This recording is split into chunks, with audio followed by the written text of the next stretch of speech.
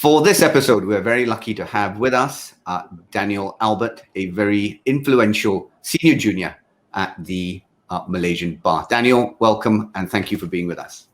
Hi, Gopal. Thank you so much for having me today. Okay, you know the format. We've got 7 minutes to crack through these questions. So shall we kick off? And Dave, if you could start the timer, please. Daniel, why choose advocacy? Two reasons, Gopal. One, I've always enjoyed the public speaking element.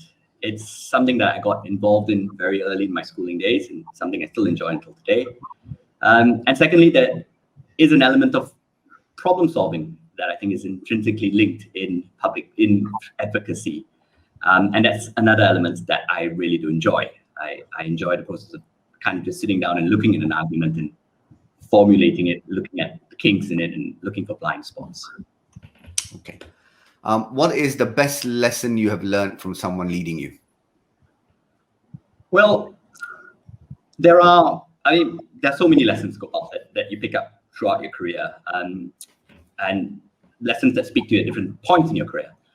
I think one that notably stands out now, that actually was very impactful for me in developing my advocacy in my formative years, is simply be yourself.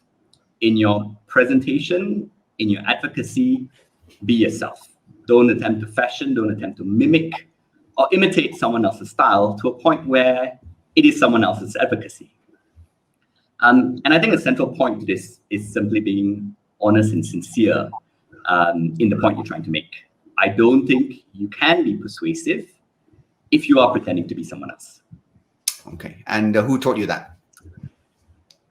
Gopal, so you may not remember this, but it's a point that actually I picked up from you in a brief that you led me on some years ago.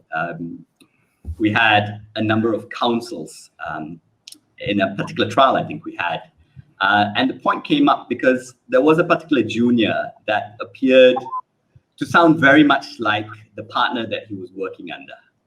And it's something that we see quite often in the bar, where we have these larger-than-life personalities that we look to and that we want to emulate. And inevitably, we end up sometimes adopting, not recognizing that we do at times lose some of our own individuality, some of our own uniqueness. And I think it's important to make a conscious effort not to do that. Yeah. Okay. Very flattered. Thank you. Third question. If someone who's leading you asked, what can I do to make you learn better? What would your answer be? I think what I've always found mysterious, what I've always been very, very interested in is picking up the techniques that senior counsels utilize in their getting up, in their preparation, between the point I hand them a brief and the point that they appear at trial, where they, absolutely magically start cross-examining or are on their feet in the appeal. And I understand why, because I now lead a team, and very often I too need that quiet, uninterrupted time to figure out my thought process. But I think the difficulty for juniors is connecting the dots between what they give you and what actually is presented in court.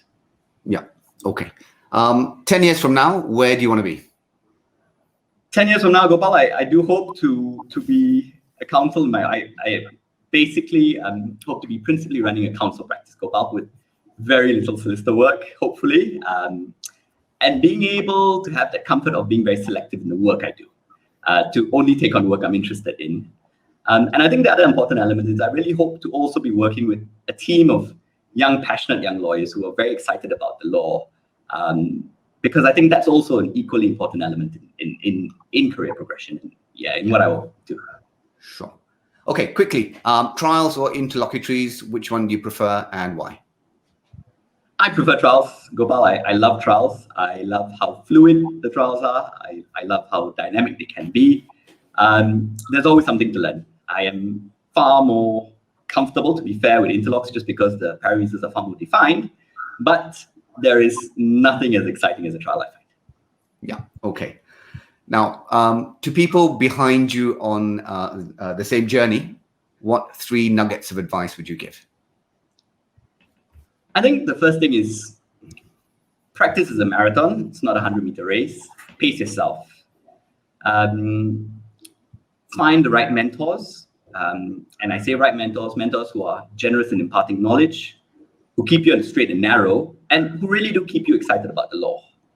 And finally, I think if you can, find a circle of like-minded friends and keep them close. That support system of confidence who you turn to when you've got a bad day in court, who you share your victories with, and who you can use as a sounding board for those mundane questions, I think are all very, very important. Okay. What's the worst thing about being a junior at the bar? I think it's just not being given enough latitude or rope to make your point before the court. And I understand why, really. I mean, you may not be in a position to sufficiently read the judges. You may not have that familiarity with the judge. But it is still a difficult thing, I think, when you're prepared and you're just not given the opportunity to do so. Yeah. Okay. What makes you go to work every day? What gets me excited, Gopal, is standing up in court. It's why I became a litigator, and it still is what keeps me excited. But I think the other element that also keeps me very excited, especially now where there really are limited court appearances with the pandemic and all that, is working with a bunch of young, passionate lawyers. I'm quite blessed that I have a team that really keeps me going, that I enjoy working with, that I enjoy guiding, and that I enjoy learning from as well. So, yeah. Okay. Now you work with a big range of a wide range of advocates, senior advocates. Who do you think you've learned from the most? I thought about this and I pondered for a little while because I've been blessed with working alongside some real sterling advocates in my career. The one person that remains the most influential, I think, is Ambika. I joined Ambi's practice during the height of the Bersih 2.0 rally. And it was nothing short of inspirational watching her work, Gopal. Apart from her highly ethical standards and effectiveness as an absolutely brilliant advocate, what comes across, Gopal, is her selflessness and her compassion that she embodies in her practice. Okay. Well, thank you very much for that, Danny. I'm going to have to stop you there because that's our 7 minutes up. Daniel, Albert, thank you for being part of the juniors.